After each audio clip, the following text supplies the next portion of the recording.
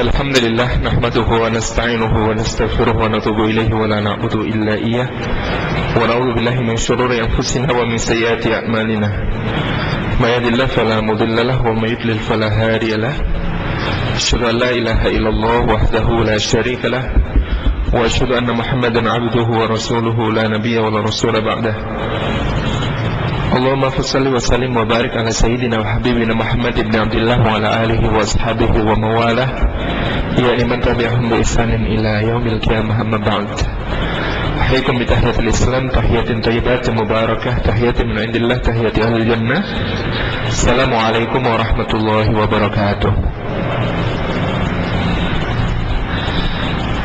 Puji syukur kehadirat Allah Subhanahu wa Ta'ala pada kesempatan sore yang berbahagia ini. Kita dipertemukan lagi oleh Allah di dalam majelis jejak Nabi kita. Ada yang ingat ini sudah pertemuan keberapa? Mudah-mudahan menjadi wasilah agar Allah memanjangkan umur kita di dalam kemanfaatan, meluaskan rezeki kita di dalam keberkahan, dan mengumpulkan kita kelak di dalam surga yang penuh kenikmatan. Dan mudah-mudahan menjadi tanda cinta kita kepada Nabi Sallallahu Alaihi Wasallam, menjadikan kita berhak atas syafaatnya kelak di yaumil qiyamah, dengan bukti bahwa kita mencintai beliau, kita menelusuri jejak-jejak kehidupan beliau, warisan-warisan beliau, teladan-teladan beliau, yang dengan itu ittiba kepada apa yang beliau jalankan di dalam kehidupan akan menjadikan Allah Subhanahu wa Ta'ala mencintai kita. Karena dalam firman-Nya disebutkan kepada orang-orang yang mendaku mencintai Allah, Allah mengatakan kepada Nabi-Nya, "Qul in kuntum tuhibbunallaha fattabi'uni yuhibbukumullahu wa yaghfir lakum dzunubakum." Katakan hai Muhammad kepada orang-orang yang mengaku mencintai Allah, bahwa kalau kalian memang mencintai Allah, maka ikutilah Nabi Sallallahu Alaihi Wasallam. Yang dengan itu maka Allah akan mencintai kalian dan kemudian mengampuni dosa-dosa kalian. Baik, hadirin yang dimuliakan Allah, pada kesempatan yang lalu kita sudah membahas tentang turunnya wahyu, dan dua pertemuan ini kita manfaatkan kemarin untuk yang pertama membahas tentang apa itu wahyu dan risalah juga kenabian. Kemudian kita lanjutkan kemarin dengan tafsir surah Al-Alaq ayat 1-5 yang merupakan wahyu pertama yang turun dari Allah Subhanahu wa Ta'ala kepada Rasulnya Sallallahu Alaihi Wasallam. Dan insyaallah pada kesempatan sore hari ini kita akan membahas tentang wahyu kedua yang turun kepada beliau, yakni surah Al-Mudaththir ayat yang pertama sampai yang ke-7. Sebelum itu, maka kemudian kita akan menjelaskan ketika turun wahyu, orang-orang pertama yang masuk Islam, dan yang pertama-tama adalah justru seorang wanita, yakni yang beriman kepada Allah dan Rasulnya. Yang pertama-tama adalah Khadijah radhiyallahu anha.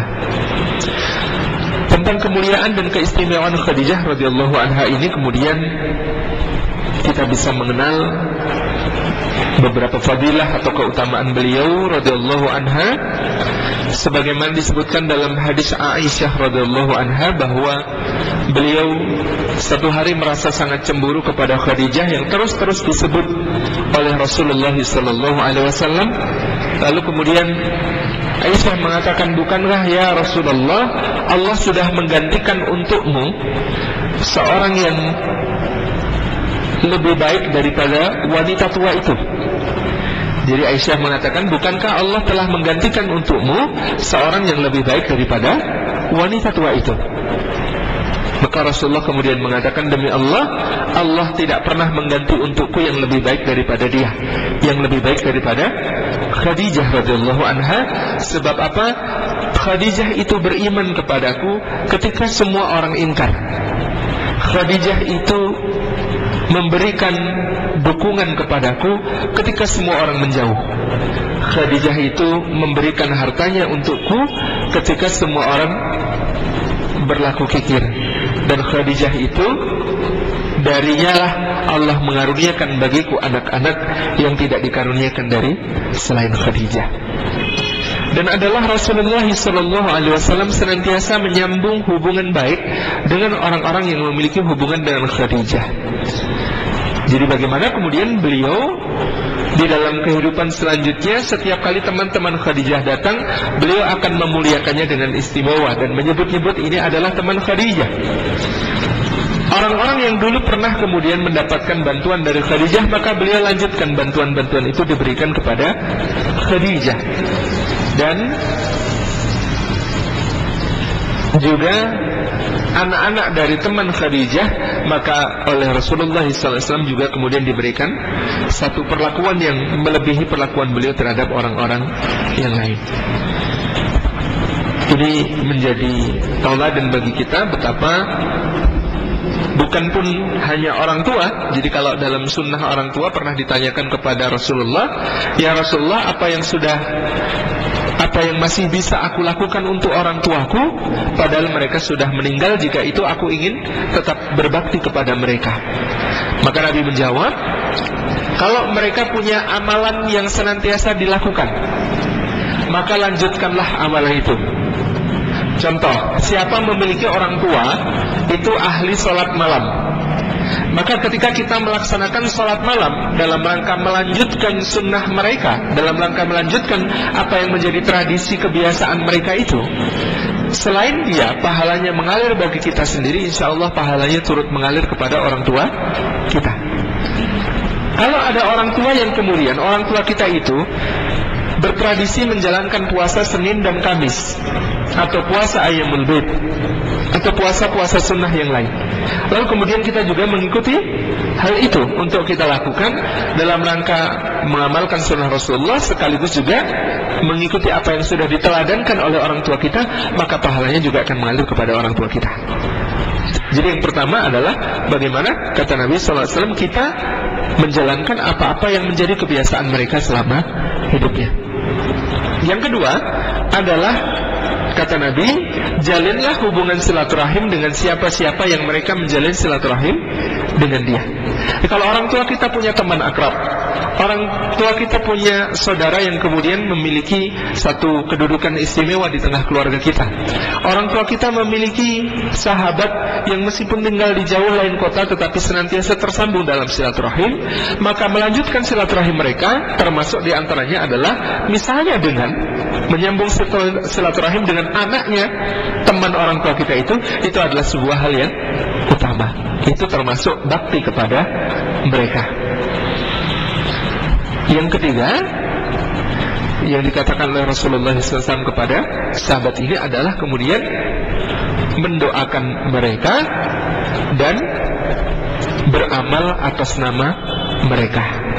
Nah, di dalam pembahasan tentang amal atas nama orang tua ini, apa saja yang kemudian dibolehkan amal atas nama orang yang sudah meninggal, ini kemudian para ulama berikhtilaf di dalamnya. Insyaallah pembahasannya pada lain waktu, tetapi secara umum beramal atas nama orang tua itu juga kemudian pahalanya akan sampai kepada mereka. Baik. Tentang Khadijah radhiyallahu anha kemudian dikatakan bahwa pada satu hari Rasulullah SAW mengatakan, aku diperintahkan untuk menyampaikan kabar gembira kepada Khadijah radhiyallahu anha dengan sebuah istana di dalam surga yang terbuat dari qasab. Qasab itu dalam syarah Sahih Muslim disebutkan, yang disebut sebagai qasab adalah mutiara yang berongga. Mutiara yang berongga. Jadi kalau mutiara itu kecil ya, dan biasanya memang pada beberapa ada yang berongga, karena kemudian memang mutiara itu tidak ada yang identik. Lo atau mutiara itu tidak ada yang identik satu sama lain kalau dia alami dihasilkan oleh binatang atau kerang laut khusus yang kemudian memang memproduksi mutiara. Dengan mutiara itu terbentuk dari kerang kemasukan pasir atau barang apapun yang kemudian dia terluka, lalu dia mengeluarkan satu zat untuk membungkus zat asing yang masuk itu, sehingga kemudian terbentuklah mutiara. Nah, di dalam mutiara itu sering ada kemudian ditemukan rongga karena dia menutup dengan zat yang kemudian sangat indah dan kemilau itu. Nah, Di dalam surga kelak ada rumahnya Khadijah, istananya Khadijah yang terbuat dari mutiara yang berongga, dan rongganya adalah rongga ruangan-ruangan di dalam istana itu. Ini adalah, coba bayangkan, mutiara itu yang sebesar ini saja harganya yang asli gitu ya, sudah berapa ratus juta gitu ya. Nah itu istananya Khadijah semuanya terbuat dari mutiara yang berongga, yang sangat sangat agung dan besar. Terbuat dari kasut, laisa fiha kharajah wala ta'ab. Di dalamnya, kata Rasulullah SAW, tidak ada kemudian teriakan keras, demikian pula tidak ada kelelahan. Maksudnya adalah begitu tentram, begitu damai, dan begitu menenangkan. Inilah istana yang kemudian diberikan kepada Khadijah radhiyallahu anha. Pada suatu saat, Khadijah ini juga menguji Jibril alaihissalam ketika sedang menyampaikan wahyu. Yakni ketika itu kemudian ketika Jibril datang, maka Rasulullah diminta oleh Khadijah untuk duduk di pangkuannya. Nah kemudian ternyata Jibril pergi. Ketika kemudian Rasulullah duduk di pangkuan Khadijah. Lalu kemudian ketika itu Khadijah mengatakan, ya Rasulullah beringsutlah, kemudian minggir. Ketika Rasulullah kemudian berpindah tempat dari pangkuan Khadijah, maka Jibril kemudian datang. Maka ketika itu Khadijah mengatakan, pasti dia malaikat, bukan setan. Karena apa? Gitu ya, malaikat itu memiliki rasa malu, bedanya dengan setan. Jadi ketika melihat Rasulullah dipangku oleh Khadijah radhiyallahu anha, maka kemudian malaikat Jibril ini pergi menghindar. Tetapi kemudian ketika Rasulullah beringsut dari pangkuan Khadijah duduk sendiri, maka Jibril datang.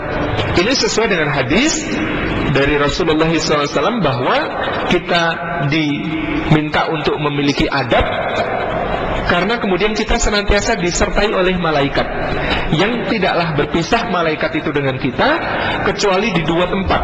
Satu, ketika kita masuk ke dalam kakus atau jamban. Dua, ketika seorang suami kemudian mendekat kepada istrinya untuk kemudian bermesra. Jadi malaikat itu punya rasa malu. Makanya Khadijah itu ngetes Jibril, apakah ini malaikat beneran ataukah setan, gitu ya, yang akan memberi wahyu kepada Rasulullah, ini malaikat betulan ataukah setan. Maka caranya tadi dengan Khadijah itu kemudian memangku Rasulullah SAW. Lalu ketika itu Jibril datang, tidak jadi datang, tapi kemudian dia menghindar karena rasa malunya. Lalu kemudian Khadijah mengatakan, berarti dia memang malaikat, bukan setan. Kemudian pada suatu hari Jibril alaihissalam menyampaikan salam kepada Khadijah. Di antara fadilah atau keutamaan Khadijah adalah bahwa Jibril, malaikat Jibril pernah menyampaikan salam kepada beliau radhiyallahu anha. Jadi ketika itu kemudian Rasulullah mengatakan, ya Khadijah, inilah Jibril menyampaikan salam kepada engkau.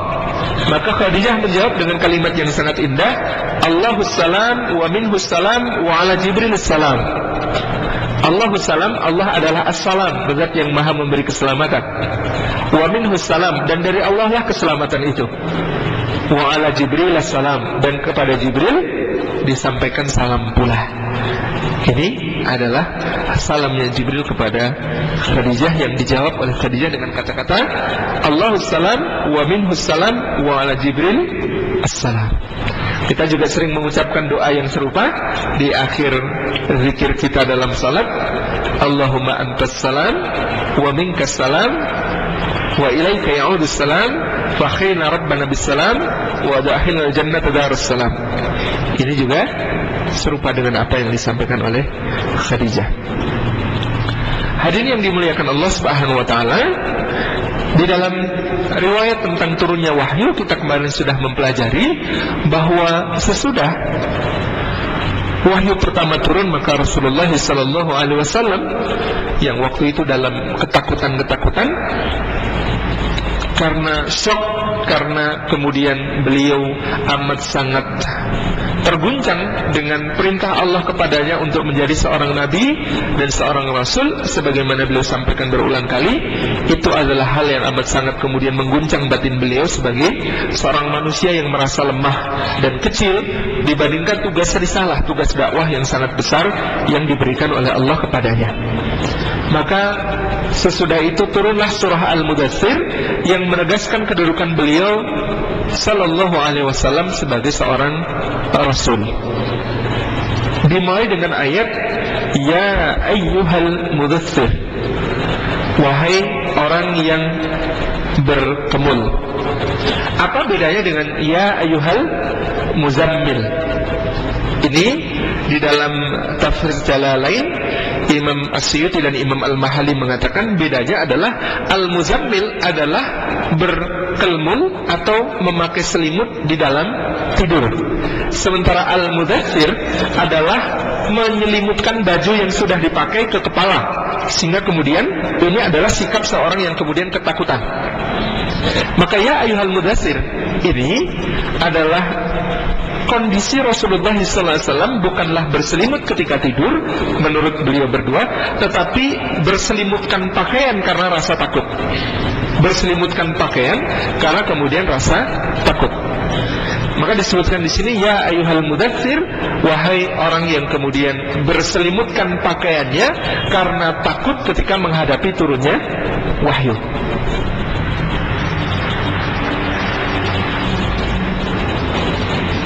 Kun fa'anzir, Allah Subhanahu wa ta'ala berfirman, kun, bangunlah, berdirilah, fa'anzir, maka kemudian berilah peringatan. An-nadhir atau pemberi peringatan adalah salah satu peran yang diberikan oleh Allah Subhanahu wa ta'ala kepada Rasulullah sallallahu alaihi wasallam. Allah mengatakan inna arsalnaka basyiran wa nadhiran, sesungguhnya kami mengutus engkau Muhammad basyiran sebagai pembawa kabar gembira, wa nadhiran dan pemberi peringatan. Peringatan apa? Yang awal-awal sering kita baca di dalam sirah adalah Rasulullah SAW memberi peringatan kepada kaumnya akan kemudian datangnya azab pada hari yang besar. Sebagaimana juga Rasul-Rasul terdahulu mengatakan kepada kaumnya, misalnya di dalam surah Al-Anbiya dan surah Al-Qasas, inni akhafu alaikum adzaba yaumin adzim. Ini sesungguhnya aku akhafu mempertakutkan, khawatir alaikum atas kalian, adzaba pada siksa, yaumin adzim pada hari yang besar, yaitu hari berbangkit, hari kiamat. Nadhir adalah penyeimbang dari Bashir. Jadi Rasul itu diangkat, kemudian diberikan tugas untuk menyampaikan Bashirah sebagai pemberi kabar gembira kepada orang-orang yang berbuat baik, kepada orang-orang yang berbuat kesalihan, kepada orang-orang yang baik dan memperbaiki sekitarnya, dan sekaligus memberi peringatan kepada orang-orang yang berbuat jahat, zalim, aniaya, kerusakan, dan kesyirikan. Di antara kisah yang termasyhur tentang betapa Rasulullah SAW menjalankan tugasnya sebagai seorang nadhir, seorang yang membawa peringatan bagi kaumnya, adalah apa yang beliau lakukan pada suatu hari dengan naik ke atas bukit Safa. Ketika beliau naik ke bukit Safa, kemudian beliau mengatakan kepada orang-orang Quraisy, ayyuhal Quraisy, ayyuhal Quraisy, ayyuhal qaum, wahai Quraisy, wahai kaum. Lalu berhimpunlah orang-orang Quraisy itu di sekitar beliau sallallahu alaihi wasallam. Ketika itu lalu Rasulullah mengatakan begini, jika aku mengatakan kepada kalian bahwa di belakangku ini, di belakang bukit Safa ini, Kata Rasulullah, ada sepasukan tentara bersenjata lengkap yang siap menghancurkan kota ini bersama kalian. Apakah kalian percaya? Maka Rasulullah SAW mengatakan, apakah kalian percaya jika aku katakan bahwa di belakangku ini ada pasukan bersenjata lengkap yang akan siap menghancurkan kalian? Orang-orang Quraisy itu menjawab, bala, tentu kami percaya. Fa innakal amin, sesungguhnya engkau adalah al-amin, yang tidak pernah berdusta, tidak pernah berbohong, tidak pernah menipu, tidak pernah main-main dengan kata-kata. Maka Rasulullah kemudian mengatakan ketika itu, maka aku memberi peringatan kepada kalian. Maka aku adalah pemberi peringatan bagi kalian dari sisi Allah Subhanahu wa ta'ala sebelum datangnya azab di hari yang besar. Nah, maka ketika itu kemudian majulah seseorang yang dalam sirah dikatakan matanya juling, wajahnya tampan, kulitnya putih, kakinya pincang.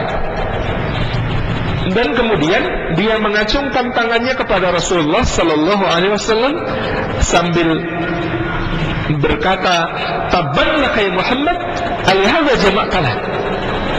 Tabban laka ya Muhammad, binasa bagimu wahai Muhammad, alihadza jama'tana.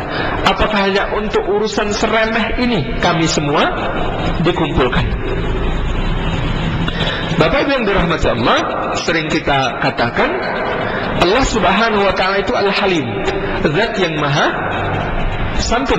Jadi Allah itu kalau ada orang di dalam sejarah yang itu orang penting sekalipun kemudian bermaksiat kepada Allah, lalu kisahnya menjadi ibrah, diceritakan kembali oleh Allah Subhanahu wa ta'ala supaya menjadi pelajaran bagi kita, maka namanya akan disembunyikan, tidak akan disebut oleh Allah Subhanahu wa ta'ala.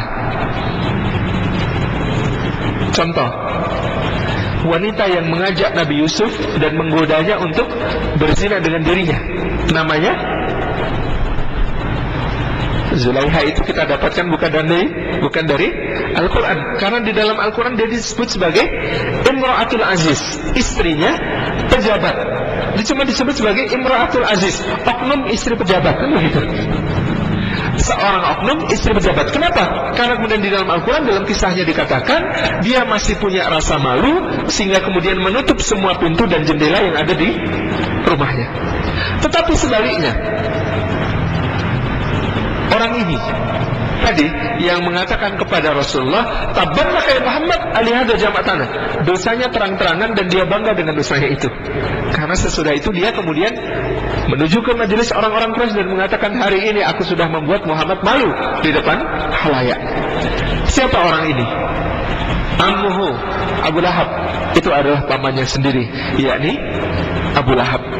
Karena Abu Lahab mengatakan kepada Rasulullah, "Tabban laka ya Muhammad," tabban, kebinasaan, laka bagimu ya Muhammad, wahai Muhammad, maka Allah juga membahas dengan terang-terangan dan menyebut kata yang mirip, yakni tabbat yada Abi Lahabi wa tab. Binasalah tangan Abu Lahab dan benar-benar binasa. Kenapa tangan? Karena tangan itulah yang dipakai untuk kemudian menyakiti Rasulullah SAW.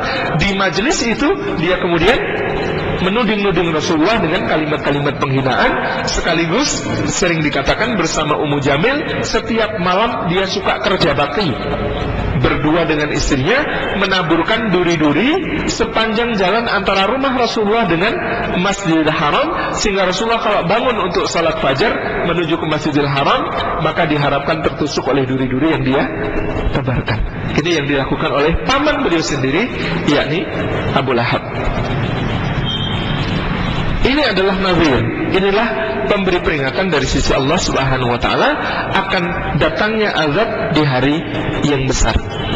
Kalau kemudian kita lihat kebanyakan tokoh Quraisy yang kemudian menentang Rasulullah sebagai seorang nazir, sebagai seorang pembawa peringatan dari sisi Allah, ternyata bukan karena mereka menyebut Rasulullah sebagai pendusta. Ada orang-orang yang memang tidak tahu tentang Rasulullah yang kemudian terpengaruh oleh kata-kata para pemuka yang kemudian menyebut Rasulullah sebagai pendusta. Tetapi kebanyakan gitu ya, itu justru sebagaimana Abu Jahal misalnya, bukanlah mendustakan Rasulullah. Dia pernah mengatakan kepada Nabi, ya Muhammad, aku bukan mendustakan dirimu, tetapi aku mendustakan apa yang kau bawa. Pada suatu hari dia didatangi oleh Abu Sufyan bin Harb dan Ulaihah al-Asadi, yang kemudian mengatakan kepadanya tentang Rasulullah SAW, apakah kita pernah menjumpai orang ini pernah berdusta? Kata Abu Jahal, tidak, dia memang tidak berdusta. Lalu kenapa engkau menentangnya? Apa jawab Abu Jahal? Demi Allah, dulu Bani Hashim menjadi pelayan jamaah haji dengan sikayah, dengan memberi minum. Maka kita pun sanggup memberi minum para jamaah haji itu. Dulu Bani Hashim kemudian memberi makan kepada jamaah haji dengan roti yang diremuk dan dimasukkan ke dalam kuah. Lalu kita pun bisa melakukan itu dengan lebih baik daripada mereka. Tapi lalu kini Bani Hashim mengaku bahwa di antara mereka ada Nabi. Bagaimana kita mau bisa menyaingi mereka? Jadi apa kata Abu Jahal? Ini soal iri hati sebuah kabilah kepada kabilah yang lain. Dulu kata Abu Jahal, Bani Hashim itu memberi sikayah, memberi minum jamaah haji. Maka kita pun memberi minum jamaah haji. Lalu Bani Hashim kemudian memberi makan para jamaah haji itu dengan roti dan daging berkuah. Lalu pun kita melakukan dengan lebih baik daripada itu. Sekarang mereka punya Nabi. Bagaimana kita bisa menang kalau mereka punya Nabi, kita tidak punya Nabi? Jadi aku mendustakan Muhammad karena demi Allah, kata dia, Bani Makhzum lebih berhak atas kenabian itu daripada Bani Hashim. Ini yang dikatakan oleh Abu Jahal. Kum, bangkitlah, fa'anzir, dan berilah peringatan.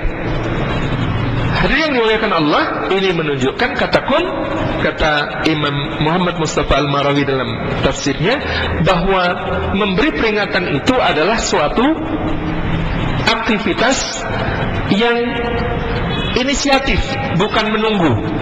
Jadi seorang dai yang berdakwah itu bukan kemudian menunggu jamaah datang kepadanya, menunggu orang-orang mendatanginya untuk bertanya, tapi dia aktif untuk kemudian memberikan dakwah itu dengan berbagai macam jalan yang memungkinkan bagi dia.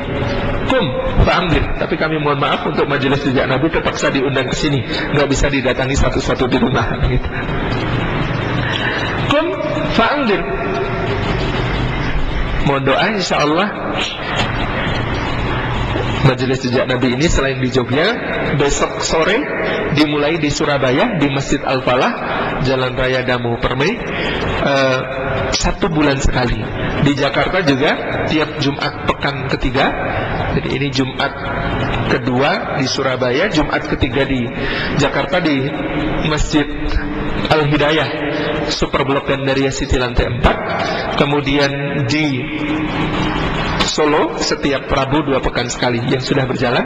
Alhamdulillah di Jakarta, Yogyakarta, Solo, dan insya Allah besok di Surabaya.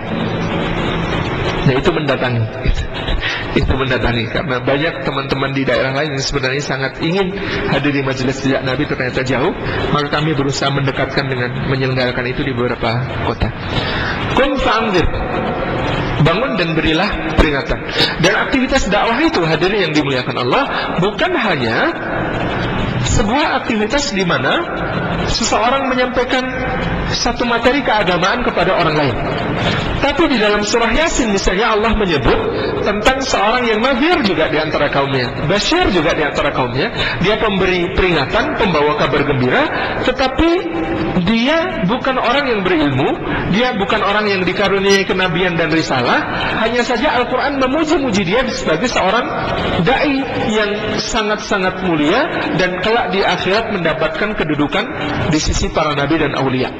Namanya Habib An-Najjar, dan dalam surah Yasin kisahnya disebutkan, waja'a min aqsal madinati rajulu yas'a qala ya qaumi ittabi'ul mursalin. Wajah dan telah datang min aqsal Madinah, dari pinggiran kota. Rajulun, seorang laki-laki, yas'a, dengan bergegas-gegas. Qala, dia berkata, ya qaumi, wahai kaumku, ittabi'ul mursalin, ikutilah para rasul Allah itu. Jadi yang dilakukan oleh Habib An-Najjar ini bukan mengajarkan agama. Yang dilakukan oleh Habib An-Najjar ini bukan kemudian memberikan materi pengajian. Yang dilakukan oleh Habib An-Najjar ini kemudian bukan mensyarah berbagai macam urusan yang ditanyakan kepadanya. Tidak. Yang dilakukan oleh Habib An-Najjar sekedar mengajak orang untuk mengikuti para rasul. Jadi kedudukan seperti Habib An-Najjar yang sangat mulia ini misalnya bisa didapatkan dengan bukan hanya berilmu saja, tapi mengajak orang untuk mendatangi majelis ilmu, mengajak orang untuk mendatangi majelis sejak Nabi. Misalnya itu bagian dari seperti yang dilakukan oleh Habib An-Najjar. Waja'a min aqsal Madinah rajulun yas'a qala ya qaumi tabi'ul mursalin. Qum fa'anzir, bangun dan berilah peringatan. Wa rabbaka fakabbir, dan Rabbmu wahai Muhammad fakabbir, maka agungkanlah. Al-Imam Ibnu Katsir meriwayatkan dari Ibnu Abbas, beliau mengatakan wa rabbaka fakabbir, dan Tuhanmu agungkanlah, jadikan yang teragung dari semua yang pernah ada sebagai sesembahan manusia. Maksudnya adalah esakanlah Allah dan jangan sekutukan dengan yang lain. Dari sini kita mendapati betapa maha lembutnya Allah Subhanahu wa taala ketika berbicara kepada hambanya. Jadi Allah tidak langsung mengatakan faqul la ilaha illallah, maka katakanlah tiada ilah selain Allah, tetapi Allah bertahap. Ketika Allah melihat bahwa di antara umat Muhammad SAW yang baru ini baru wahyu kedua turun, tapi kalimatnya ini sangat ditujukan untuk mentauhidkan Allah hanya dengan kata-kata yang lembut, tidak langsung mengatakan maka tinggalkan semua sesembahan selain Allah, gitu ya. Jangan lagi disembah, meskipun sebenarnya arahnya ke situ, tapi Allah memilih diksi atau memilih kata-kata yang paling lembut. Wa rabbaka fakabbir, dan jadikanlah Rabbmu itu yang paling akbar, yang paling agung, yang paling mulia, yang sebenarnya diarahkan menjadi satu-satunya yang layak untuk disembah. Wa rabbaka fakabbir, dan Rabbmu agungkanlah. Ada hadis yang diriwayatkan oleh Imam Al-Bukhari dalam Adabul Mufrad, juga Imam Ahmad dalam Musnadnya, juga Imam Al-Baihaqi dalam Sunannya. Hadis yang cukup panjang, menarik untuk kita simak pada kesempatan sore hari ini. Sebuah hadis yang Rasulullah SAW bersabda, anna Nabiullah Nuhan sallallahu alaihi wasallam lamma hadratul wafat qala li ibnihi, sesungguhnya Nabi Allah, yakni Nuh alaihi salatu wassalam, lamma hadaratul wafat, ketika didatangi oleh kematian, maksudnya menjelang wafatnya. Lamma hadaratul wafat, ketika didatangi oleh kewafatannya. Qala, dia berkata, dia bersabda, Nabi Nuh ini bersabda, libnihi, kepada salah seorang putranya yang ada di sisinya, inni qasim alaika al-wasiyata, ini sesungguhnya aku, kata Nabi Nuh, qasim, akan menceritakan, alaika, kepadamu, al-wasiyata, sebuah wasiat. Apa wasiatnya Nabi Nuh alaihissalam itu? Amuruka bisnataini wa anhaka anisnataini, kata Nabi Nuh alaihissalam, amuruka bisnataini wa anhaka anisnataini, aku akan memerintahkanmu dua perkara dan mencegahmu dari dua perkara. Jadi ketika menjelang wafat, Nabiullah Nuh alaihissalam mengatakan kepada putranya, aku akan memberikan wasiat kepadamu. Apa wasiatnya? Aku perintahkan engkau dua perkara dan aku larang engkau dari dua perkara. Apa saja wasiat Nabi Nuh ini? Yang pertama, amuruka bila ilaha illallah, aku memerintahkan kamu untuk senantiasa berpegang kepada la ilaha illallah. Jadi ini adalah wa rabbaka fakabbir. Sebagaimana Rasulullah kemudian diperintahkan untuk mengagungkan Tuhannya, maka Nabiullah Nuh pun berwasiat kepada anaknya bahwa wasiat pertamanya adalah la ilaha illallah. Fa inna samawati sab'a wal ardina sab'a law wada'at fi kaffatin wa wudi'at la ilaha illallah fi kaffatin rajahat bihinna la ilaha illallah. Kata Nabi Nuh, fa inna samawati sab'a, sungguh bahwa langit yang 7, wal ardina sab'a, dan bumi yang 7, lawudi'at, kalau kemudian diletakkan fi kaffatin, di dalam sebuah neraca timbangan, di dalam sebuah neraca timbangan. Timbangannya sebesar apa kira-kira untuk menampung langit dan bumi, begitu ya. Kalau kemudian bumi yang 7, langit yang 7 itu dimasukkan ke dalam, diletakkan di dalam neraca timbangan itu, wa wudi'at la ilaha illallah fi kaffatin, kemudian di neraca sisi yang lain diletakkan la ilaha illallah, kata Nabi Nuh, rajahat bihinna la ilaha illallah, maka la ilaha illallah itu menjadikan timbangan yang jeglek. Maksudnya la ilaha illallah itu lebih berat daripada bumi dan langit yang digabung menjadi satu dacing timbangan. Ini di antara kalimat yang paling berat di bumi ini adalah kalimat la ilaha illallah. Karena dikatakan oleh Nabi Nuh bahwa kalau kemudian bumi yang 7, langit yang 7 diletakkan di satu dacing timbangan, kemudian la ilaha illallah diletakkan pada timbangan yang lain, rajahat bihinna, jegat itu timbangannya. Mana yang lebih berat? La ilaha illallah itu yang jauh lebih berat. Lanjut Nabi Nuh, walau anna samawati sab'a wal ardina sab'a kunna khalqatan mubahammatan qasamatunna la ilaha illallah. Dan andaikan bumi yang 7, langit yang 7 itu kemudian dikepal menjadi satu lingkaran segenggam, begitu. Kita dulu belajar ilmu fisika ya. Jadi kalau ada benda gitu ya yang besar kemudian dikecilkan sekecil-kecilnya tanpa mengurangi beratnya gitu ya, itu kan berarti dipadatkan, dirapatkan massa jenisnya menjadi tidak terhingga gitu, amat sangat besar ya. Jadi langit yang 7, bumi yang 7 kemudian dikepal menjadi satu genggaman kecil, halqatan mubahamatan, sebuah bulatan kecil saja di dalam genggaman gitu ya. Itu kan berarti sangat kerasnya, sangat padatnya.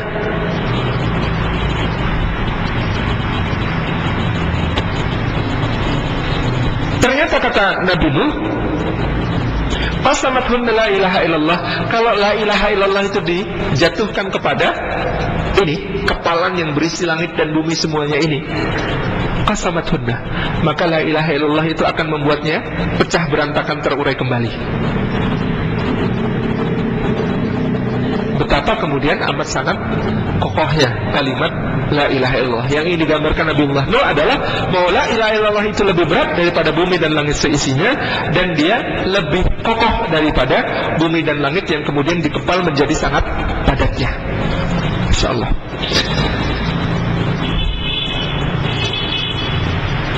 Yang kedua, wa amuruka bisubhanallahi wa bihamdih, dan kata Nabi Nuh, aku perintahkan kalian supaya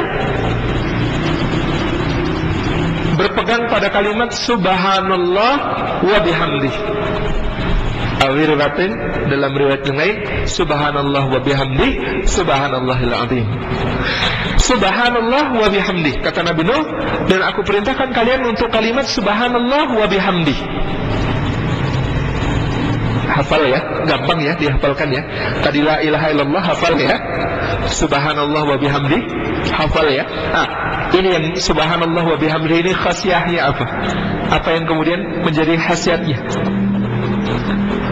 Fa innaha salatu kulli syai'in, Sesungguhnya subhanallah wa bihamdih adalah sembahyangnya segala sesuatu yang ada di langit dan di bumi. Ini kita kan sering membaca dalam Al-Quran, sabbahalillahi ma fis samawati wa ma fil ard, yusabbihu lillahi ma fis samawati wa ma fil ard. Bertasbih memuji Allah segala yang ada di langit dan di bumi. Bagaimana bunyi tasbihnya? Kita dapatkan keterangan dalam hadis ini bahwa segala yang di langit dan di bumi ini bersembahyang menyembah Allah Subhanahu wa taala dengan kata-kata subhanallah wa bihamdih. Kalau kita ingin kemudian menjadi bagian dari harmoni alam semesta ini, agar tidak kemudian dimusuhi oleh alam semesta ini, karena semua alam semesta ini mengabdi kepada Allah Subhanahu wa taala, maka kita juga mengabdi kepada Allah Subhanahu wa taala. Bagaimana mereka mengabdi kepada Allah Subhanahu wa taala? Di antaranya dengan ucapan subhanallah wa bihamdih. Maha suci Allah dan kami memujinya. Subhanallah wa bihamdi. Fa innaha salatu kulli syai'in. Sesungguhnya subhanallah wa bihamdi itu adalah sembahyang segala sesuatu. Wa biha, nah ini yang lebih menarik. Wa biha yurzaku al-khalqu kulluhu. Dan dengan kalimat inilah yurzaku, diberi rizki oleh Allah, al-khalqu, makhluk, kulluhu, semuanya. Karena sebab kalimat subhanallah wa bihamdih inilah, maka makhluk Allah Subhanahu wa ta'ala itu diberi rezeki. Nah, rezeki beda dengan kasab. Dalam bahasa Arab ada yang disebut rezeki, ada yang disebut sebagai kasab. Kasab ini usaha mendapatkan sesuatu yang kemudian menghasilkan sesuatu, itu kasab. Sementara rezeki adalah karunia dari Allah Subhanahu wa ta'ala. Di dunia ini ada orang yang kasabnya sedikit, rezekinya banyak. Ada orang yang kasab dan rezekinya sama-sama banyak atau sama-sama sedikit. Tapi ada orang yang kasabnya banyak, rezekinya sedikit. Contohnya apa? Ada orang kasabnya banyak, rezekinya sedikit. Usahanya banyak, uang yang dihasilkan juga banyak, tapi rezekinya sedikit. Kenapa? Karena tidak boleh banyak gula, tidak boleh makan yang berkolesterol, tidak boleh kemudian makan yang apa misalnya gitu ya, pantangannya banyak sekali, nggak boleh makan ini, nggak boleh makan itu, dan lain sebagainya. Itu kasabnya banyak, hasilnya banyak, tapi rezekinya sedikit. Kenapa? Yang boleh dinikmati hanya sedikit, karena rezeki itu termasuk diantaranya kesehatan, sehingga dengan kesehatan yang buruk itu menghalangi dia untuk mendapatkan rezeki-rezeki dalam bentuk yang lain seperti makanan, minuman, atau perkara-perkara lainnya. Itu rezekinya sedikit meskipun kasabnya banyak, gitu ya. Maka di antara nikmat Allah yang paling besar itu rezeki itu adalah kesehatan. Kalau kita bisa menjaga, maka kemudian kita akan juga mendapatkan rezeki yang semakin banyak karena bisa menikmati banyak hal. Ada orang yang kasabnya sedikit, rezekinya banyak. Ustaz Ma'ruf Amari LC, guru kami, itu cerita, gitu ya. Beliau itu kan, ya, kata beliau kasabnya sedikit. Usahanya adalah jualan mobil setiap Ahad di mana? TVRI, siaran ya, katanya. Ustaz, Ahad pagi bisa ngisi kajian, Ustaz? Apaan? Kalau Ahad pagi saya siaran, gitu. Siaran di mana, Ustaz? TVRI. Siaran apa? Jualan mobil. Gitu. Nah, yang dijual itu mobil-mobil dengan harga di bawah 50 jutaan, kata beliau. Tapi naik mobil yang harganya 700 juta ke atas itu sering. Bisa dijemput oleh ikhwah di mana setelah memberikan taujih tentang apa dan lain sebagainya. Nah, itu berarti rezekinya banyak. Kenapa? Bisa naik mobil Alphard, bisa naik Mercy, bisa naik BMW yang macam-macam, itu ya, merek yang aneh-aneh.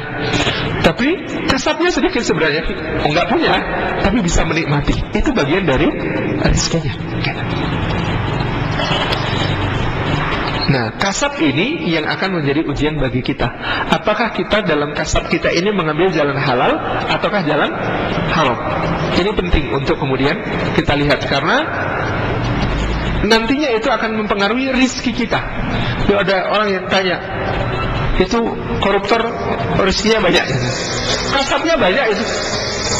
Tapi kasab yang kemudian diharamkan oleh Allah, dan untuk itu dia juga harus mengerahkan kasab yang lebih banyak lagi, harus nyuap ke sana kemari, begitu ya, harus menghindari pengadilan, harus melarikan diri, harus operasi ganti wajah, gitu ya, seterusnya.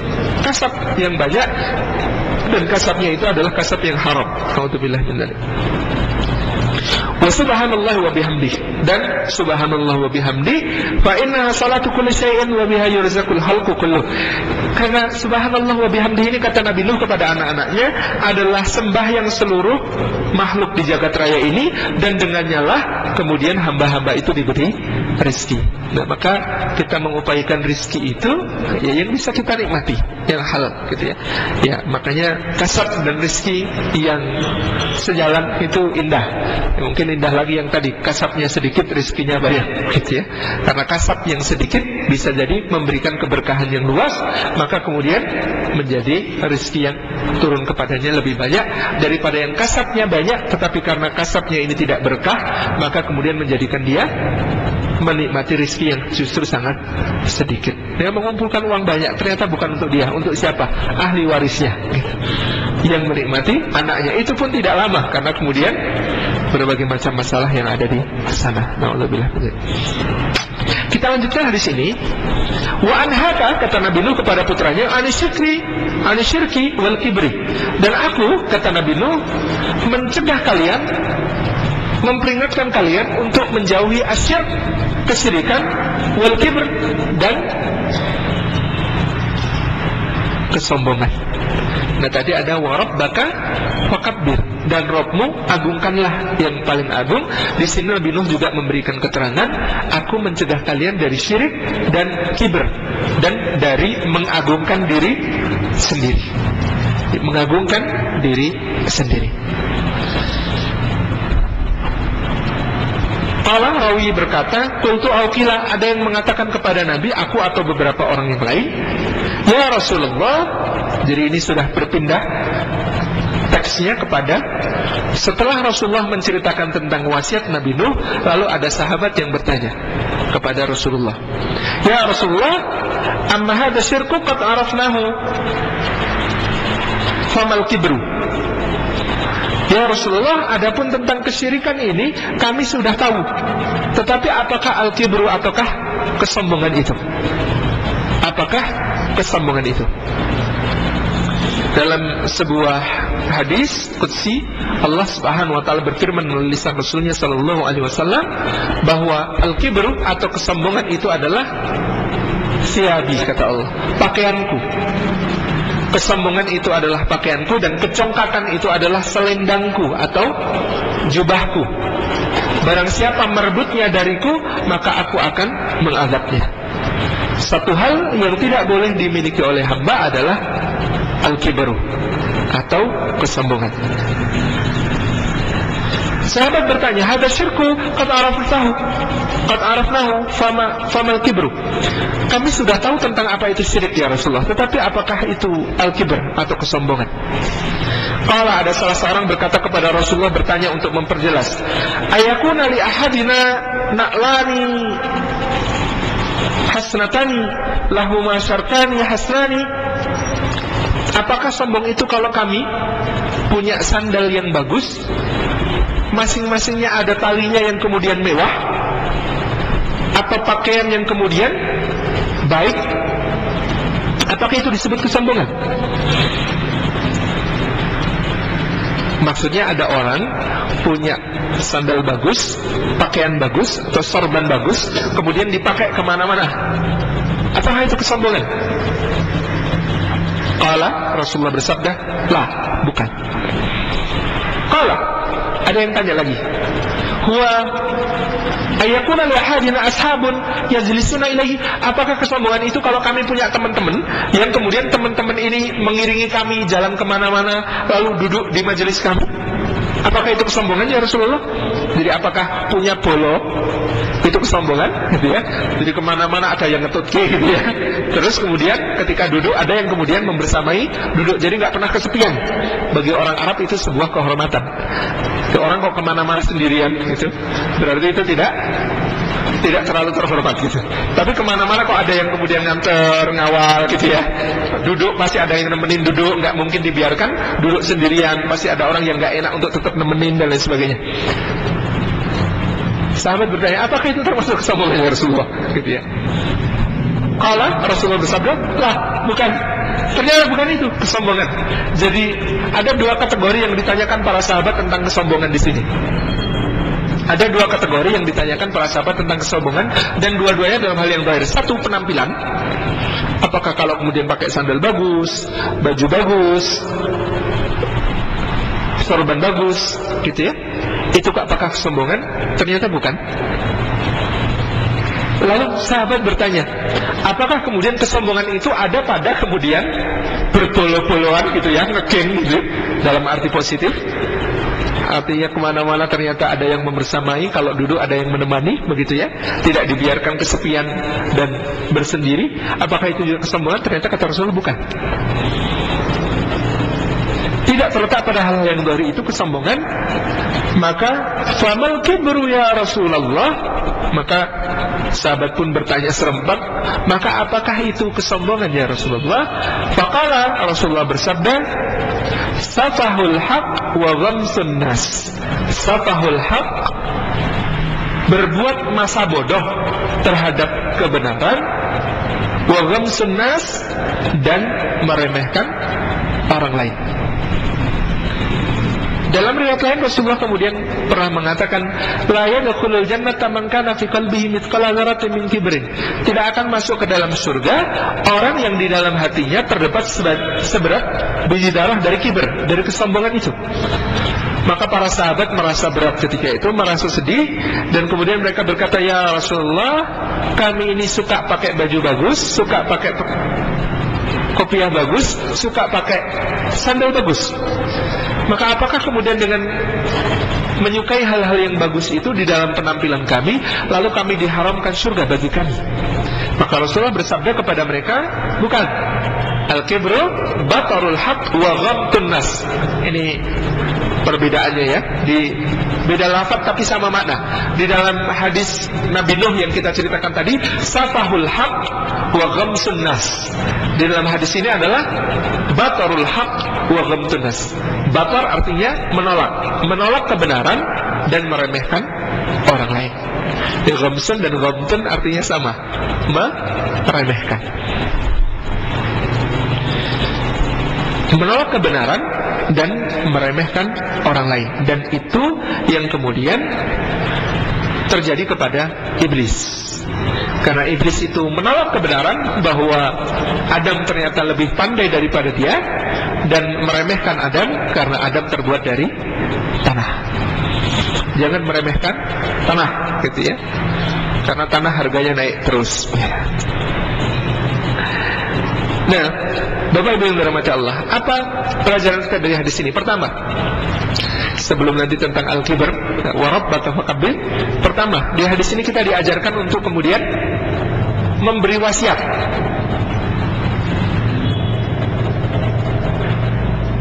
Wasiat itu misalnya kalau kita bepergian jauh, karena bepergian jauh belum tentu kembali, misalnya, apalagi gitu. Atau bepergian yang menempuh risiko-risiko tinggi, tinggalkan wasiat itu lebih baik. Meskipun wasiat itu bisa diperbarui seminggu sekali, misalnya memperbarui wasiat gitu. Atau kalau tahu, tapi ini jarang orang yang kemudian sudah merasa, tapi mungkin ada orang-orang yang diberikan satu tanda oleh Allah, kemudian dia mengenali bahwa ini sudah dekat kepada ajal. Seperti Nabiullah Nuh alaihissalam ini, kemudian setelah gitu ya, lama hadratul wafat, dia sudah merasa dekat dengan kematiannya, lalu dia berwasiat. Nah, di dalam wasiat itu apa yang penting untuk diwasiatkan?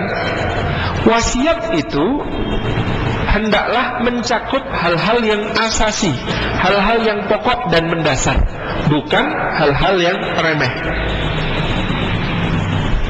Maka yang disebut wasiat adalah pesan, bukan dalam rangka wasiatnya adalah anak pertama dapat toko yang di Jalan Parangtritis, anak kedua dapat yang di Jalan Kaliurang, anak yang ketiga dapat tanah peternakan yang ada di Wonosobo. Bukan. Itu bukan wasiat. yang semacam itu tidak boleh diwasiatkan. Kenapa? Karena seharusnya yang bersangkutan tidak mengurus seperti itu untuk anaknya, karena yang itu ada urusannya dengan hukum waris yang sudah ketetapannya diberikan oleh Allah Subhanahu wa taala di dalam Al-Qur'anul Karim. Tidak boleh diubah. Hududullah itu adalah aturan ketetapan Allah Subhanahu wa taala yang baku. Tidak boleh kemudian kita menulis wasiat yang bertentangan, apalagi dengan yang ditentukan oleh Allah di dalam surah An-Nisa tentang hukum waris. Maka wasiat itu maknanya, kalau kemudian disikapi tentang harta, wasiat tentang harta itu hanya satu, dan wasiat tentang harta itu diberikan kepada yang bukan ahli waris. Ini misalnya dalam hadis tentang Sa'ad bin Abi Waqqas, ketika dia sakit parah, dia bertanya kepada Rasulullah, "Ya Rasulullah, bolehkah saya wasiatkan harta saya ini?" Maksudnya hartanya ini diwasiatkan kepada non ahli warisnya untuk dibagikan kepada yang bukan ahli warisnya. Maka Rasulullah mengatakan jangan. Saat menawar, kalau 2/3-nya jangan, kalau separohnya jangan, kalau sepertiganya itu sudah lebih dari cukup. Lalu Rasulullah kemudian bersabda kepada Sa'ad bin Abi Waqqas, "Wahai Sa'ad, meninggalkan anak dan keturunanmu dalam keadaan kecukupan itu lebih baik daripada meninggalkan mereka dalam keadaan meminta-minta." Maka yang dimaksud ini adalah bahwa waris itu di luar wasiat, dan wasiat itu tidak ada yang diberikan kepada ahli waris. Wasiat dalam bentuk harta haram jatuh kepada ahli waris. Misalnya salah satu di antara kita kemudian ingin mewasiatkan harta, maka itu diberikan kepada orang yang bukan ahli waris. Karena kalau ahli waris hukumnya sudah jelas, dalam Al-Quran ada pembagiannya tersendiri, dan itu tidak boleh diganggu. Bukan aturan yang ada di dalam Al-Quran itu. Maka wasiat itu lebih baik gitu ya pada hal-hal yang asasi dan mendasar, bukan yang remeh-temeh. Misalnya, aku sesuk nek mati apa misalnya kuburane gitu ya, tolong digaweke begini-begini. Enggak perlu yang seperti itu. Yang ada adalah wasiat yang sangat penting. Kenapa? Karena wasiat ini dianggap sebuah kalimat dari orang yang misalnya menjelang ajal, maka akan dianggap sebagai sebuah hal yang amat sangat dipegang sebagai pusaka oleh keluarga. Maka kalau bisa mewasiatkan hal-hal yang utama, yang prinsip, itu penting. Contoh, wasiat tentang ibadah. Anak cucuku, aku wasiatkan kepada kalian semua untuk memelihara salat. Karena salat itu adalah yang pertama kali dihisab. Nah, ini wasiat yang sangat bagus gitu ya, agar semua anak cucu tahu bahwa yang diwasiatkan oleh sang almarhum nanti kalau sudah meninggal adalah tentang salat. Sebagaimana Rasulullah juga kemudian wasiatkan kepada umatnya di antara adalah salat. As-salah itu menjelang wafat, sebelum umati Rasulullah mengucapkan as-salah, salat. Jadi misalnya wasiat penting seperti ini. Atau wasiat kehati-hatian terhadap hal-hal dunia. Saya ingat eyang buyut saya dulu, itu di antara wasiatnya, bapak saya yang masih mengingat persis gitu ya, itu diantaranya adalah, anak cucuku dalam keadaan seperti ini kepada kalian diwasiatkan tidak boleh ada yang jadi satu petugas pengukur tanah gitu. Mbah buyut saya itu maksudnya begitu, orang oleh jadi petugas pengukur lemah itu, karena beliau tahu ada hadisnya kalau orang keliru mengukur tanah itu, apalagi menerima suap di dalam hal-hal terkait itu, maka dia akan dipikulkan sepenuh 7 bumi di dalam neraka.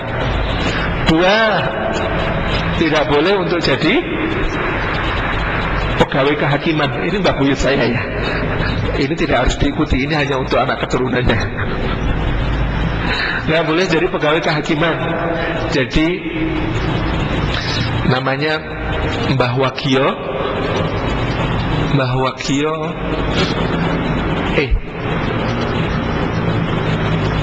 Wakio Mulyo Sumito, nama mbah saya, mbah buyut saya dari bapak itu Mbah Wakio Mulyo Sumito. Itu Itu wasiatnya diantaranya itu. Ada beberapa profesi yang tidak diperbolehkan bagi anak cucunya. Nah, itu karena kehati-hatian beliau untuk kemudian menyebutkan profesi-profesi yang ketika beliau hidup itu sudah bermasalah gitu. Ketika beliau hidup, beliau melihat profesi-profesi itu sudah bermasalah. Tentu saja ini bukan mutlak. Kalau bisa memperbaiki, why not gitu ya, masuk ke dalam profesi-profesi itu. Tapi itu adalah pesan beliau. Itu misalnya itu yang sampai sekarang ternyata setiap pertemuan terah, setahun sekali Idul Fitri itu ada pertemuan terah. Terahnya malah atasnya atau Wong Sotikomo itu bapaknya. Jadi bapaknya Mbah Wagio namanya Mbah Kimin Wong Sotikomo. Itu kakek saya yang kelima. Itu kemudian juga punya wasiat-wasiat. Itu setiap tahun ada pertemuan terah itu dibacakan itu wasiatnya. Nah itu kan berarti karena memang sesuatu yang sangat penting gitu. Itu sesuatu yang sangat penting. Nah ini berwasiat ini menjadi penting untuk kita lakukan. Dan wasiatnya adalah hal-hal yang mendasar seperti yang dilakukan oleh Nabi Nuh. Termasuk tadi hukum-hukum di dalam wasiat. Kalau wasiat itu dalam bentuk harta ini segini untuk siapa, itu boleh, tetapi bukan untuk ahli waris. Ahli waris itu sudah kemudian ada aturannya, berupa aturan waris yang ada di dalam surah An-Nisa, yang itu tidak boleh diubah-ubah. Ini warabbaka fakabbir. Selanjutnya, warabbaka fakabbir, Tuhanmu agungkanlah. Maka satu-satunya yang agung, akbar, adalah Allah Subhanahu wa ta'ala. Jangan sampai kita kemudian punya sifat kibar, punya sifat merasa tinggi, merasa lebih, dan menolak kebenaran, karena sifat kibar ini mengharamkan pemiliknya dari surga. Ibnu Athaillah As-Sakandari mengatakan, aku khawatir kalau manusia itu beribadah lalu mereka sombong. Aku lebih kemudian tidak khawatir kalau ada orang berdosa lalu bertobat. Kenapa? Adam berdosa lalu bertobat, maka Allah ampuni dia. Sementara iblis itu taat kepada Allah dalam ibadah-ibadah, lalu kemudian dia sombong, maka Allah kemudian melaknatnya sepanjang masa. Kemarin kita katakan, kalau sama-sama terbayang-bayang, lebih baik dosa daripada ibadah.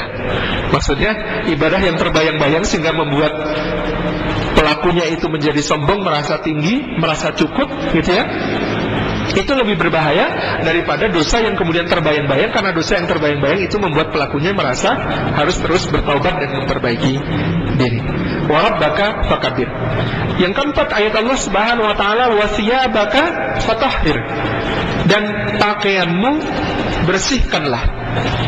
Wasiyabaka fatahhir, lahir maupun batin. Di dalam tafsir disebutkan lahir maupun batin, karena secara lahir siap yang tahir ini adalah menjadi syarat dari sahnya ibadah, dan sangat berbahaya bagi orang-orang yang pakaiannya tidak dijaga kesuciannya. Pesan dari ayat ini pertama-tama adalah jaga kesucian pakaian kita secara lahir. Rasulullah SAW pernah bersabda, beliau melewati sebuah kubur, ada dua makam di situ. Kemudian Rasulullah bersabda, innahuma la yu'adzibani wa ma yu'adzibani fi kabir. Sesungguhnya kedua penghuni kubur ini sedang diazab, dan mereka diazab bukan karena sebuah urusan yang besar dan berat. Rasulullah melanjutkan sabdanya, amma ahaduhuma fakana la yastatiru minal baul. Adapun salah seorang di antara mereka ini diazab di dalam kuburnya karena apa? Dia la yastatiru minal baul, dia tidak bersatir, tidak menutup dirinya, tidak menjaga dirinya, tidak kemudian menjaga kesuciannya minal baul, dari air kencing, dari air seni.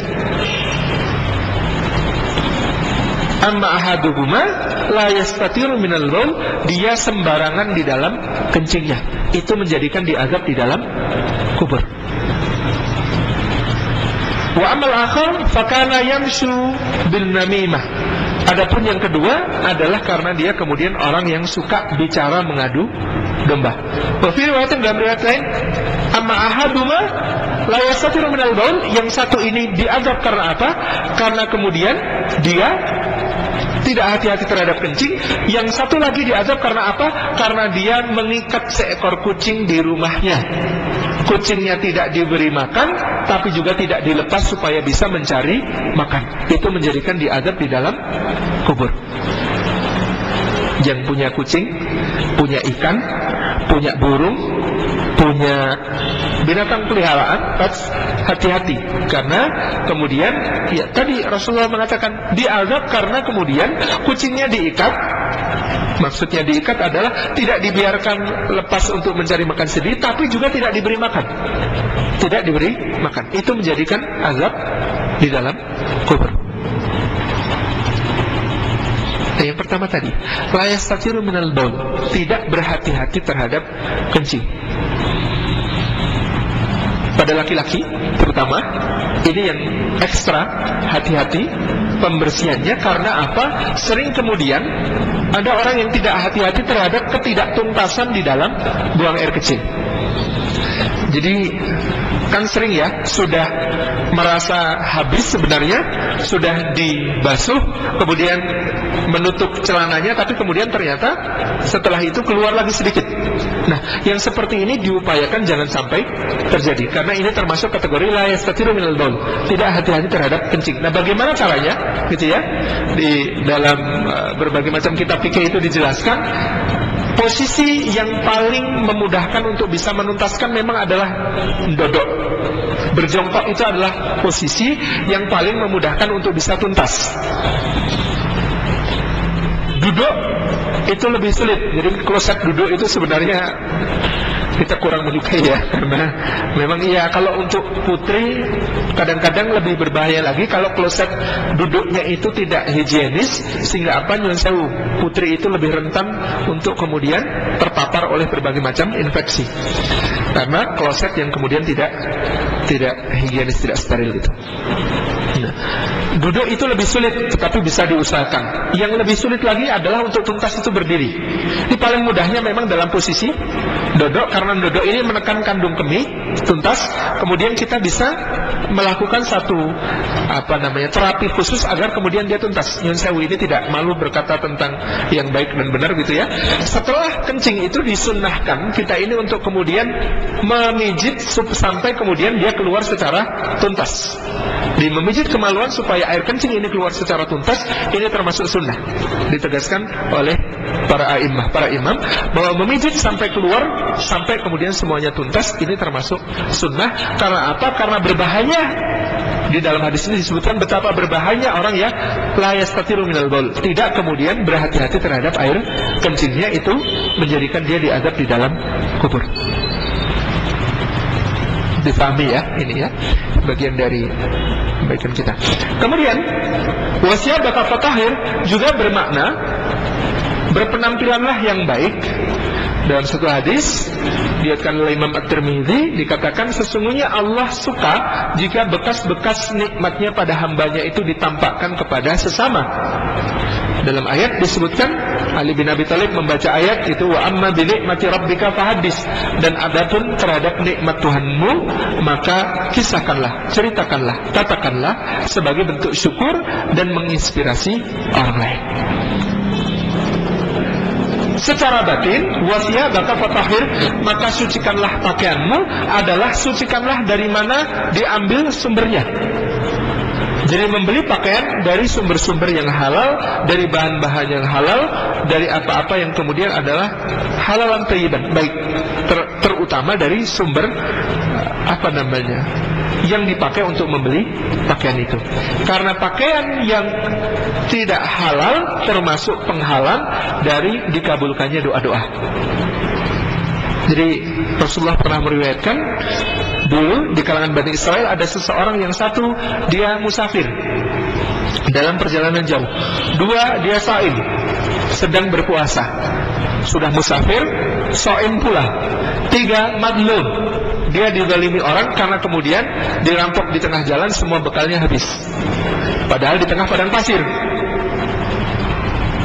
Jadi sudah musafir, shaim, madlum. Yang keempat, dia mengangkat tangannya, menengadahkan diri ke langit dan mengatakan ya Rabbi, ya Rabbi, ya Rabbi. Menurut para ulama, Rasulullah menyebutkan keempat hal ini kenapa? Karena salah satu saja sebenarnya sudah membuat seseorang layak dikabulkan doanya. Satu, musafir. As-safar saqatun minal adab. Safar itu, bepergian itu termasuk sepotong dari siksa. maka orang yang safar itu doanya mustajabah. Kenapa? Karena safar itu susah. Orang pergi dari rumahnya sendiri itu kan susah. Dia rindu kepada keluarga, dia merasa asing, takut tersesat, takut akan keamanannya dan lain sebagainya. Dan safar itu sakatun minal azab, dia termasuk bagian dari azab. Maka seorang musafir itu mustajab doanya. Yang kedua, seorang yang dia itu shaim, puasa, dan seorang yang puasa itu juga mustajab doanya. Yang ketiga, dia seorang yang madlum, dizalimi. Orang yang dizalimi itu bahkan kalau kafir sekalipun, Rasulullah mengatakan antara dia dengan Allah Subhanahu wa taala itu tidak ada hijab. Permohonannya, pintanya, doanya akan dikabulkan. Hati-hatilah pada yang madlum, kata Rasulullah, pada doa orang yang terzalimi, karena antara dia dengan Allah Subhanahu wa taala tidak ada hijab.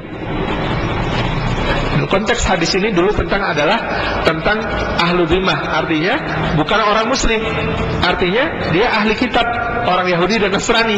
Ini saja kata Rasulullah dikatakan hati-hati pada ahli zimmah yang madlum. Jadi bukan orang muslim yang terzalimi itu doanya pun mustajabah gitu. Apalagi kalau muslim gitu. Sudah muslim terzalimi pula. Yang keempat adalah dia mengangkat tangannya ke langit, menengadahkan tangannya ke langit. Ya Rabbi, ya Rabbi, wahai Tuhanku, padahal Rasulullah mengatakan dalam hadis yang lain, kalau ada orang mengangkat tangannya ke langit meminta sesuatu pada Allah, lalu Allah kok tidak memberi, Allah yang malu, Allah yang merasa malu. Kalau ada hamba kok menengadahkan tangan ke langit meminta sesuatu kepada Allah, lalu Allah tidak memberi, Allah malu. Nah, tetapi kata Rasulullah, apa pasal orang ini musafir, shaim, madlum, dan bahkan menengadahkan tangan ke langit? Ini amat sangat mungkin untuk diijabah atau dijawab doa-doanya. Tapi Rasulullah mengatakan, bagaimana mungkin Allah akan mengabulkan sementara dia makan dari yang haram dan memakai pakaian dari yang haram. Jadi pakaian yang tidak tahir dalam batin, tidak suci di dalam sumbernya, ini bisa menjadi penghalang dari doa-doa. Warujza fahjur. Yang kelima, Allah mengatakan kepada Rasulnya sallallahu alaihi wasallam, warujza, dan berhala-berhala itu fahjur, maka jauhilah. Fahjur, maka tinggalkanlah.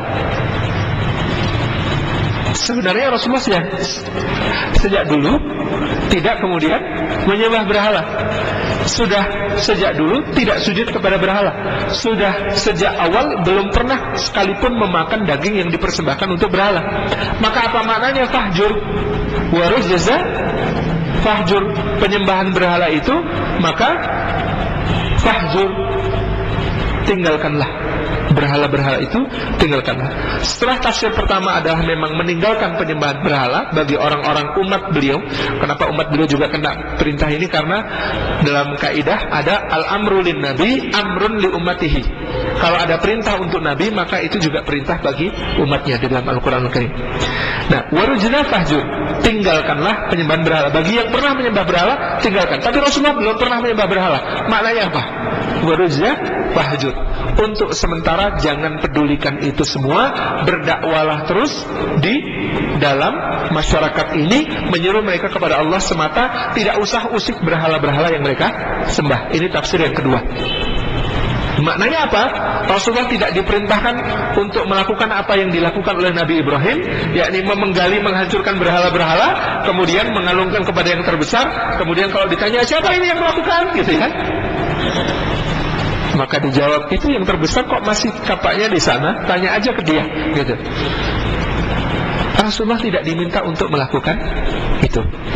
Di dalam menjelaskan tentang fikih dakwah, Ibnu Qayyim al-Jauziyah mengatakan, termasuk hikmahnya adalah bahwa kita ini dilarang untuk hapuskan satu kemungkaran jika akan menghasilkan kemungkaran yang lebih besar.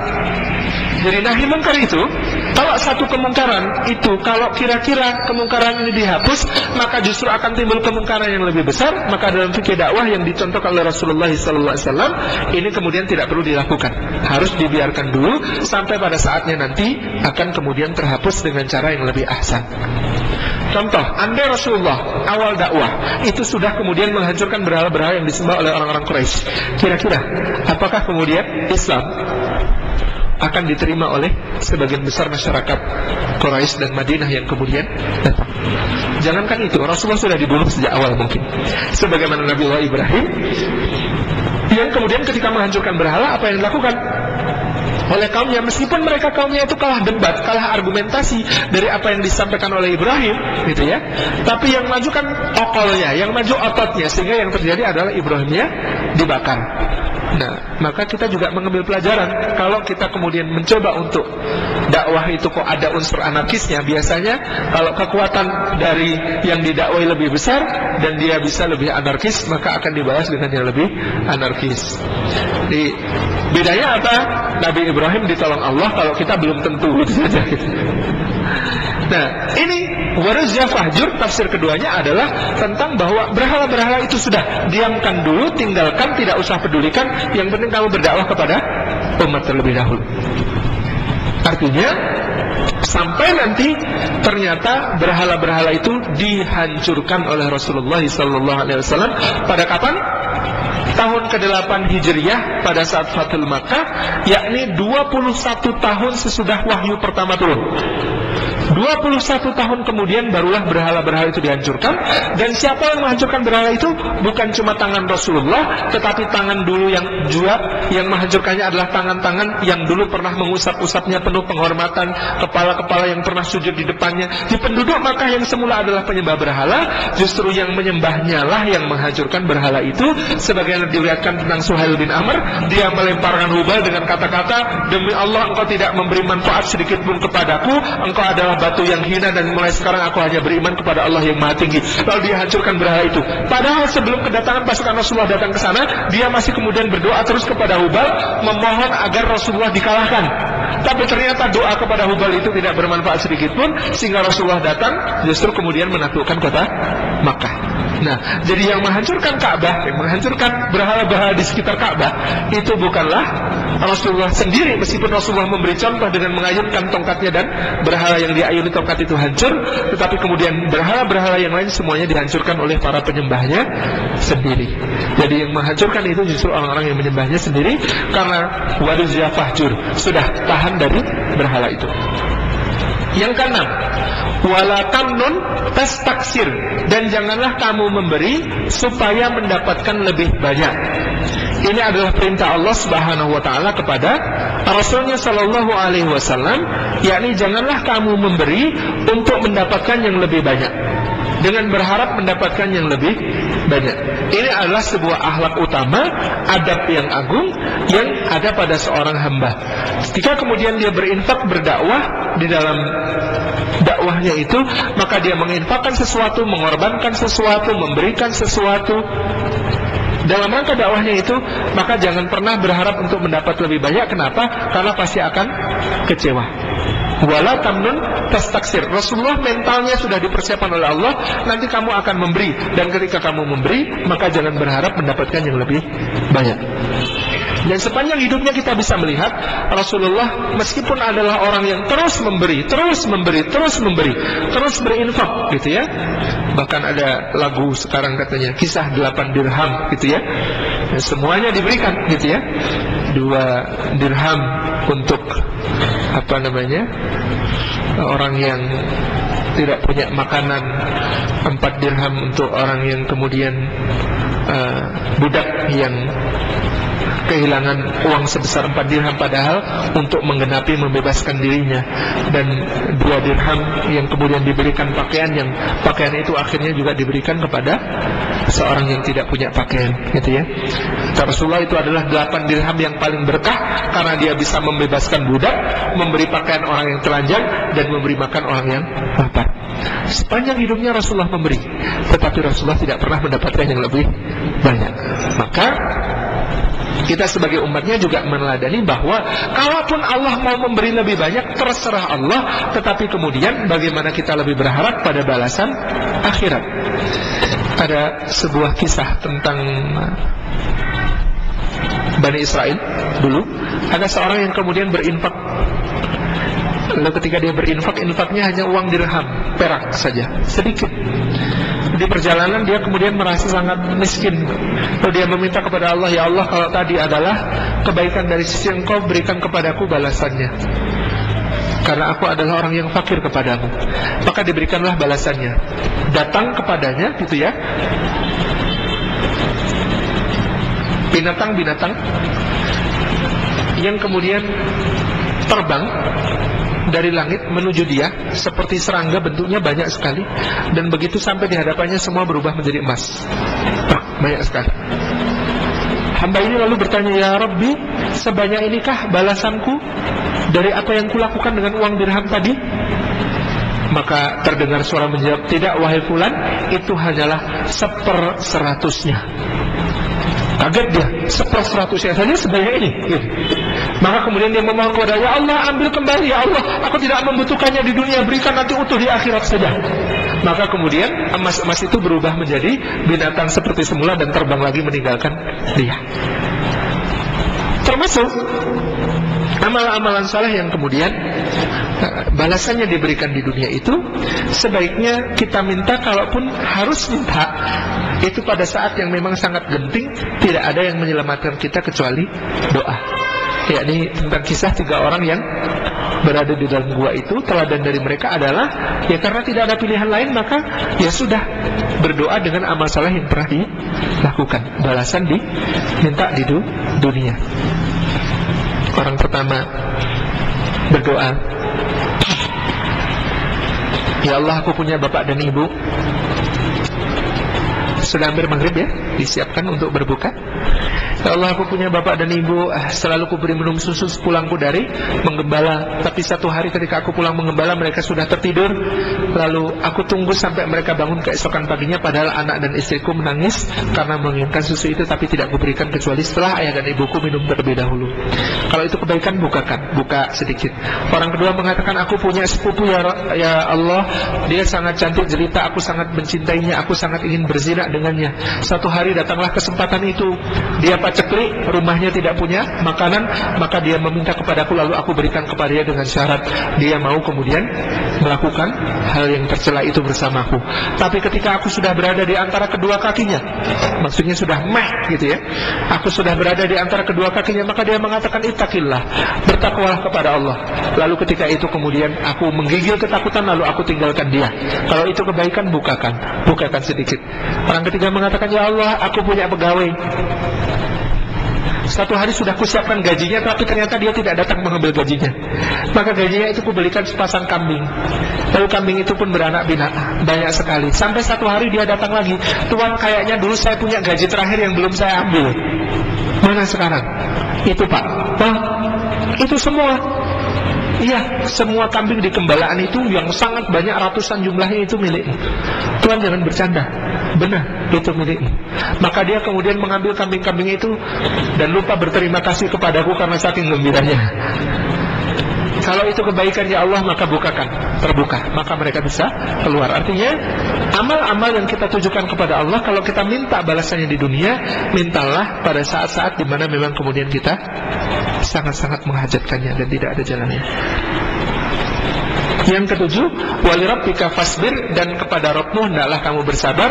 Sabar untuk apa? Kata para ulama, sabar yang pertama adalah sabar di dalam ketaatan. Sabar yang kedua adalah sabar dalam menjauhi kemaksiatan. Sabar yang ketiga adalah sabar di dalam musibah. Dan sabar yang keempat adalah sabar di dalam tugas-tugas dakwah. Ini yang diperintahkan kepada Rasulullah adalah 4 kesabaran ini. Yang pertama adalah sabar di dalam mentaati Allah. Yang kedua sabar di dalam menjauhi kemaksiatan. Yang ketiga sabar di dalam menghadapi musibah. Yang keempat sabar di dalam melaksanakan tugas-tugas dakwah yang akan kian berat pada hari-hari berikutnya. Demikian tafsir surah Al-Mudaththir ayat 1-7. Mudah-mudahan bermanfaat. Jazakumullah khairan. Selamat berbuka. Wallahumma fiq. Kita tutup dengan salat Ibrahimiyah dan doa penutup majelis. Allahumma salli ala Sayyidina Muhammad wa ala ali Sayyidina Muhammad kama sallaita ala Sayyidina Ibrahim wa ala ali Sayyidina Ibrahim wa barik ala Muhammad wa ala ali Muhammad kama barakta ala Ibrahim wa ala ali Ibrahim fil alamin innaka Hamidum Majid. Subhanakallahumma bihamdika asyhadu an la ilaha illa anta astaghfiruka wa atubu ilaik. Assalamualaikum warahmatullahi wabarakatuh.